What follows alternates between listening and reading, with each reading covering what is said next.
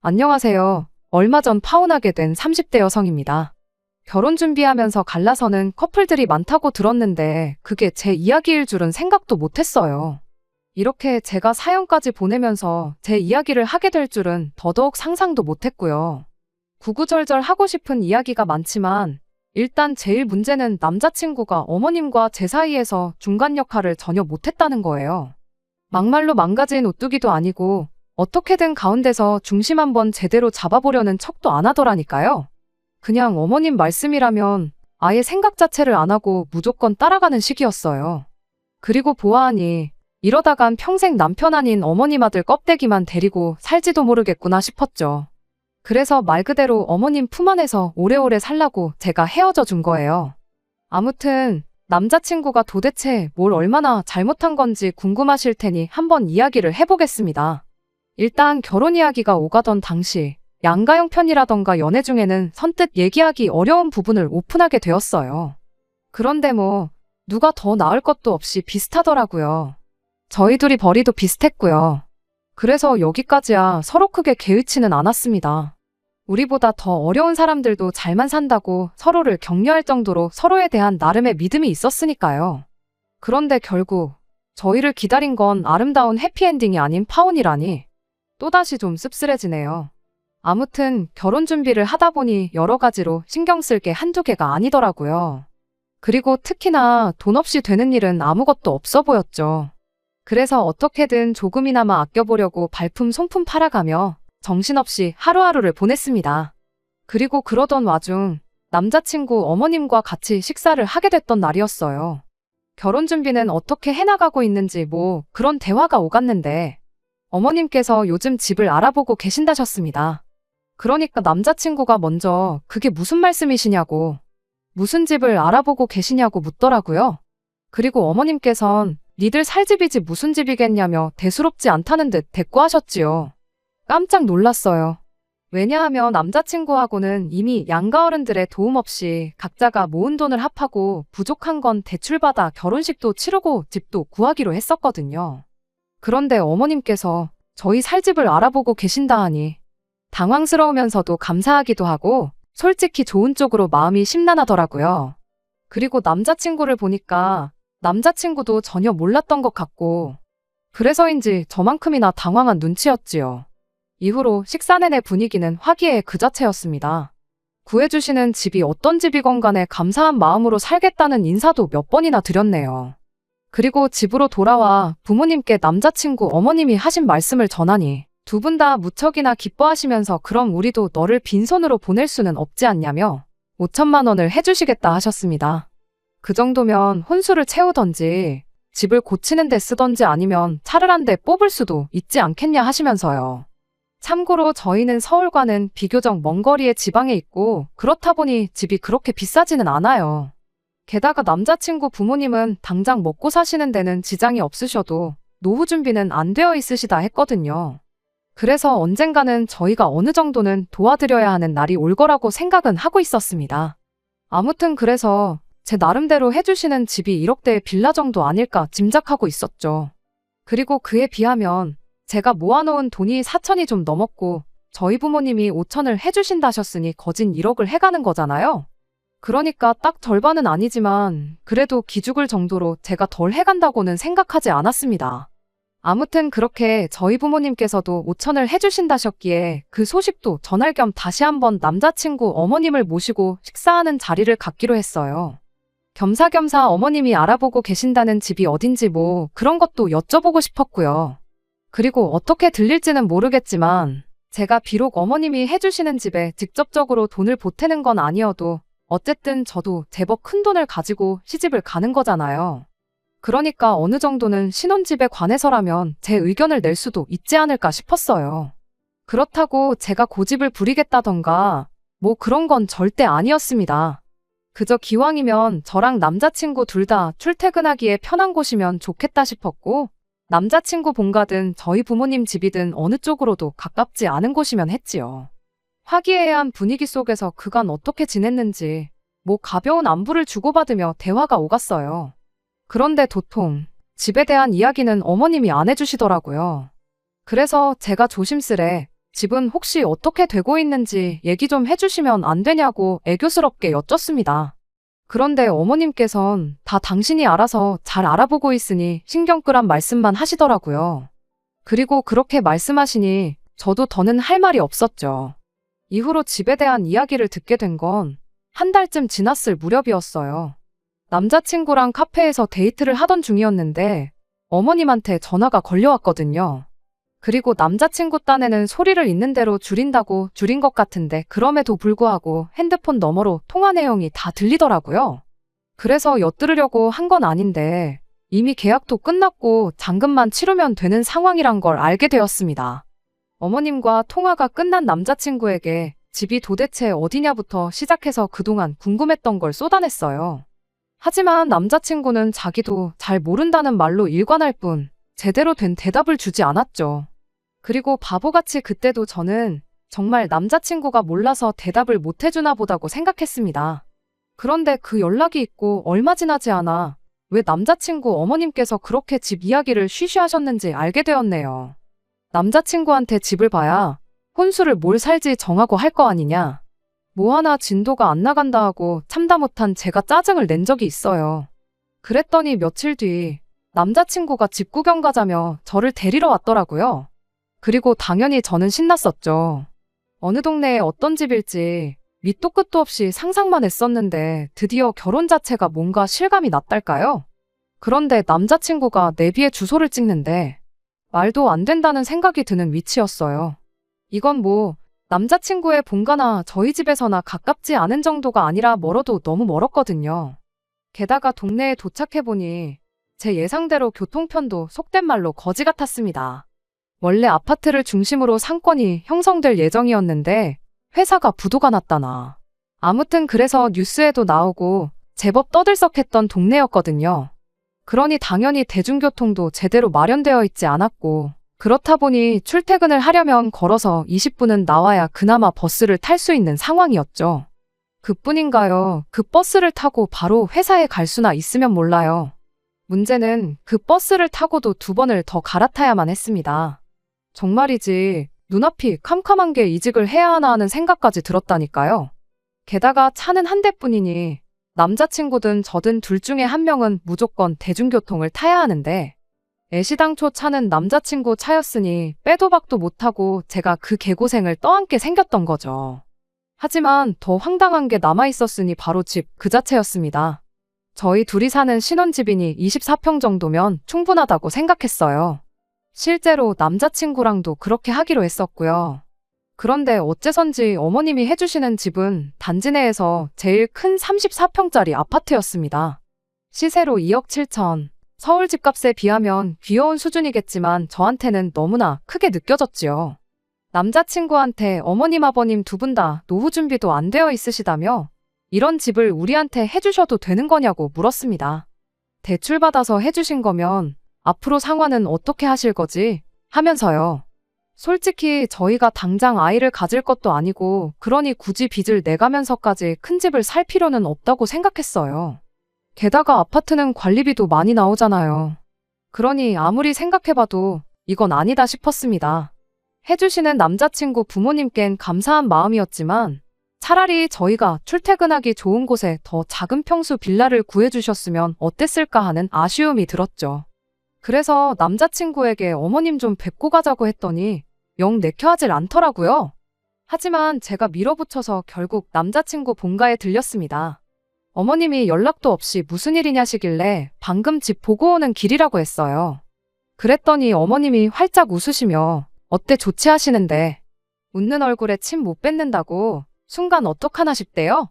하지만이네 그래도 아닌 건 아닌 거지 싶어서 어머님께 그렇지 않아도 집에 대해서 할 이야기가 있어서 찾아왔다 했습니다. 그리고는 솔직히 말씀을 드렸어요. 집은 좋지만 저희 둘한테는 너무 과한 것 같다고 계약금을 얼마나 내셨는진 모르겠지만 집주인하고 다시 한번 이야기를 해보시면 안 되겠냐고요. 그리고 저희는 제가 예전에 말씀드렸던 그 14평 빌라면 충분할 것 같다 했습니다. 그랬더니 어머님께선 그 빌라는 너무 작다며 거기서 어떻게 내 식구가 사냐고 하시대요. 그리고 저는 순간 어머님께서 대충 저희가 앞으로 둘은 낳을 거라는 전제에 하시는 말씀인 줄 알았는데 그게 아니었어요. 저희가 결혼하면 어머님 아버님이 저희랑 사실 거란 뜻이었지요. 어이가 없어서 그럼 처음에 집 얘기가 나왔을 때부터 집을 해주는 대신 모시고 살아야 된다고 말씀을 해주셨어야 하는 거 아니냐 하고 저도 모르게 따지듯 여쭙습니다. 그랬더니 어머님께선 저보다 더 황당하단 표정을 하시고는 자식이 부모를 모시고 사는 건 당연한 건데 그걸 꼭 말을 해야 하냐는 거예요. 그리고는 오히려 저더러 너는 그럼 내가 너희한테 집을 왜 사준다고 생각했냐는데 할 말이 없었죠. 그리고 말문이 막혀 아무 말도 못하는 저를 보시고는 어머님은 한층 더 당당해지신 목소리로 큰 방은 어머님 아버님이 쓰실 거고 작은 방 하나는 저희가 쓰랍니다. 그리고 방 하나 남는 건 나중에 저희가 애 낳으면 걔가 쓰면 되지 않겠냐며 얼마나 좋냐는데 한마디로 어머님 나름대로 다 계획이 이미 있으셨던 거죠. 게다가 너무 화가 나서 남자친구를 쳐다봤는데 저랑 눈이 마주치자 쓱 피하는 게 아니겠어요? 그리고 그런 모습까지 보고 나니 저 대신 제 입장을 헤아려 줄 사람은 여기 지금 한 명도 없구나. 딱 그 생각이 들더라고요. 그래서 저도 안 되겠다 할 말은 해야겠다 싶어서 어머님께 따지고 들기 시작했습니다. 처음부터 저희가 양쪽 부모님 도움 없이 저희 힘으로 결혼하겠다고 말씀드리지 않았냐. 그런데 굳이 집을 해주신다 하셔놓곤 이제 와서 같이 살자 하시면 곤란하다고요. 그리고 저는 모시고 사는 건 생각해 본 적도 없고 자신도 없다. 그러니 저희는 처음 계획대로 도움은 받지 않겠다 했거든요. 그랬더니 어머님께서 그럼 그 아파트는 어떡하냐입니다. 그래서 계약금이 아깝긴 하지만 어쩌겠냐고 그건 포기하셔야 할 거라니까. 그게 무슨 소리냐면서 이미 잔금도 다 치르셨다는 거예요. 아니 아직 결혼식까지는 한 달이나 남았는데 그걸 왜 벌써 치르셨냐니까. 뉴스에 금리가 오르네 어쩌네 하길래 차라리 한 달 더 이자를 내고 말지 싶어서 일찍 잔금을 치르셨다나요? 그리고 뭐 오며 가며 이삿짐도 하나씩 나르고 그러시려고 하셨다면서요. 그리고는 따로 살던지 말던지 저희 마음대로 하라고 하시더니 그래도 아파트 대출은 저희가 갚아야 한답니다. 하지만 같이 살면 당신들도 같이 갚아줄 거니까 생각 잘하라나요? 그리고 뭐 저희한테 다 내라고 안 한답니다. 관리비도 나눠서 내주실 거고 뭐 나중에 애 낳으면 애도 키워줄 거고. 그러니까 한마디로 절대 저희가 손해가 아니다. 오히려 이득이다. 말도 안 되는 말씀만 골라서 하고 계셨지요. 그리고는 막말로 당신들은 이제 죽을 날만 기다리면서 살고 있으니 결국 이 집 저희 거 되는 건 시간 문제인데 도대체 뭐가 그렇게 불만이냐고요. 기가 막혔어요. 막말로 뭐 정말 대출 하나 없는 아파트를 고스란히 상속받는 것도 아니고 남자친구 부모님 두 분 다 이제 겨우 60대 중반이세요.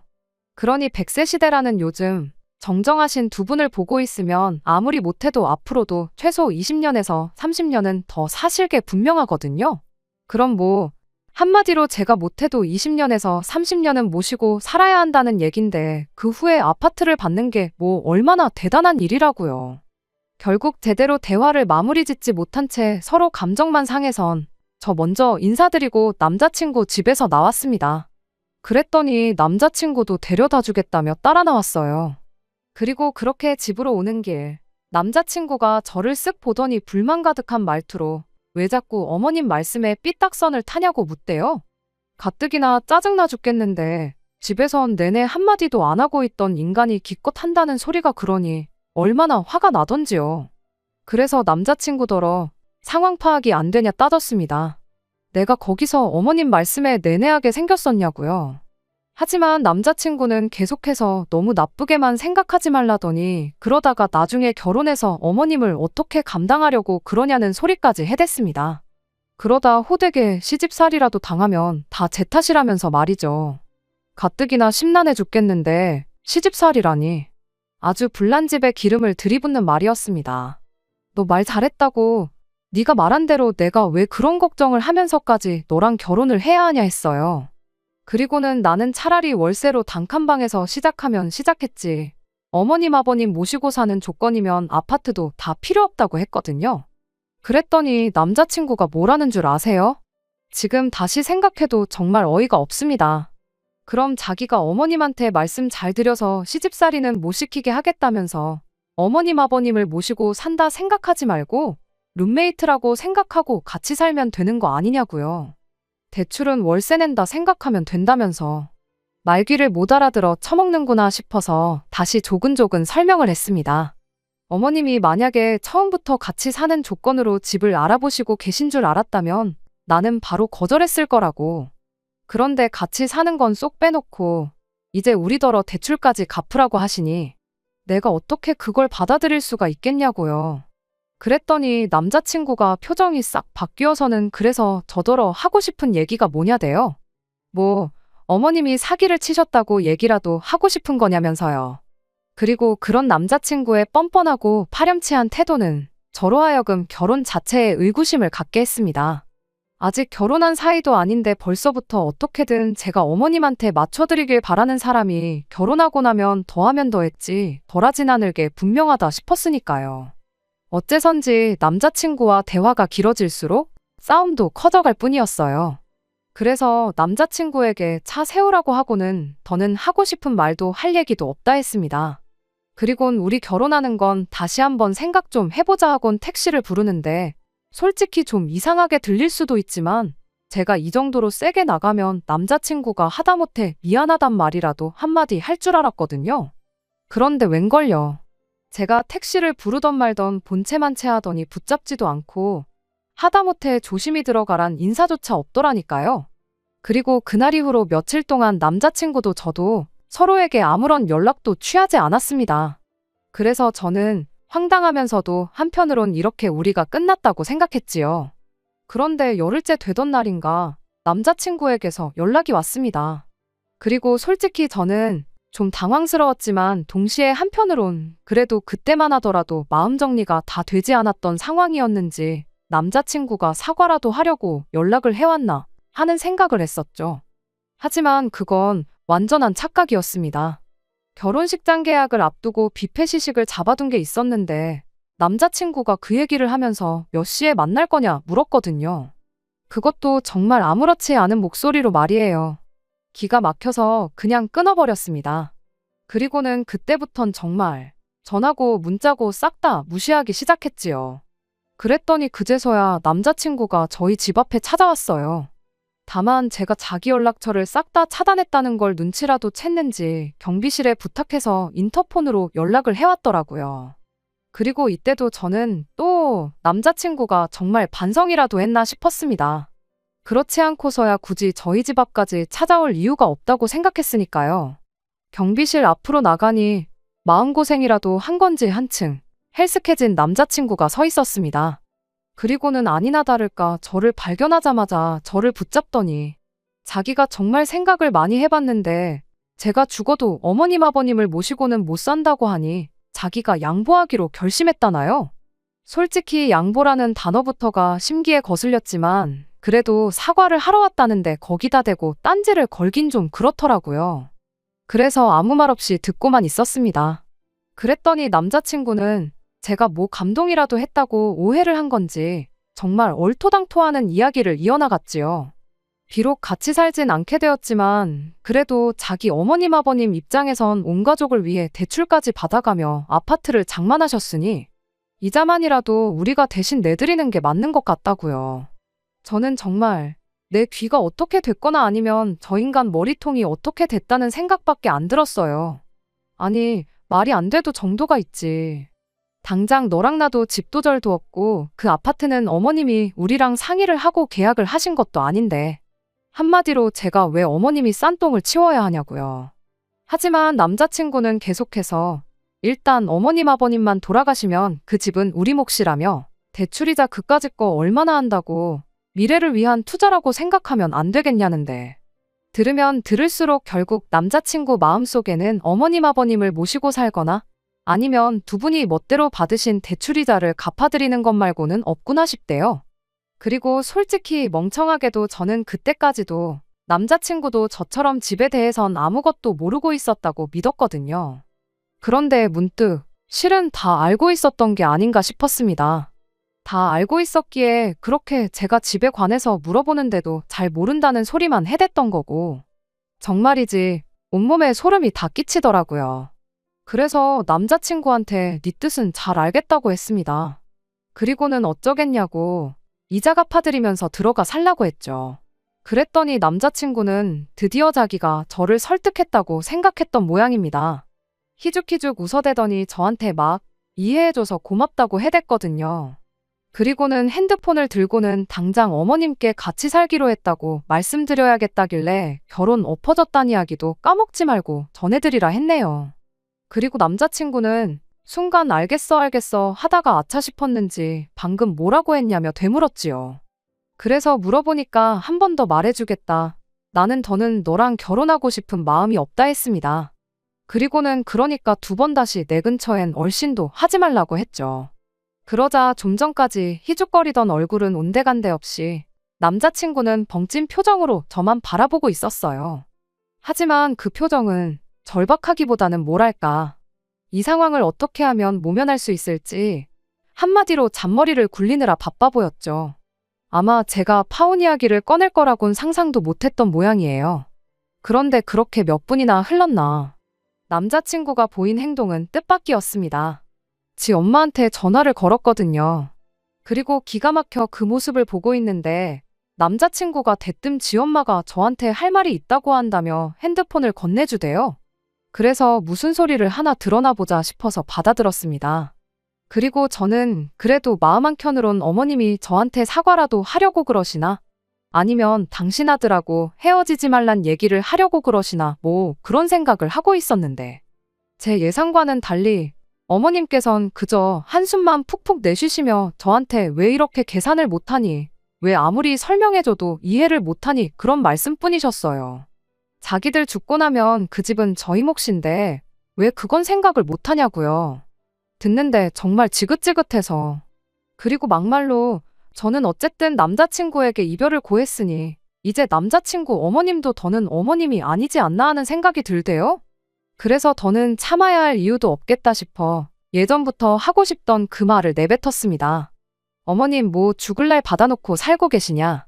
제가 보기엔 못해도 20, 30년은 거뜬하실 것 같은데 제가 미쳤다고 아파트 하나 받자고 그 세월 내내 시집살이를 한다고 하겠냐. 그리고는 대출은 걱정 마시라고 어머님 아들이 다 갚아드릴 거라고요. 그랬더니 핸드폰 너머로 너 지금 말 다 했냐.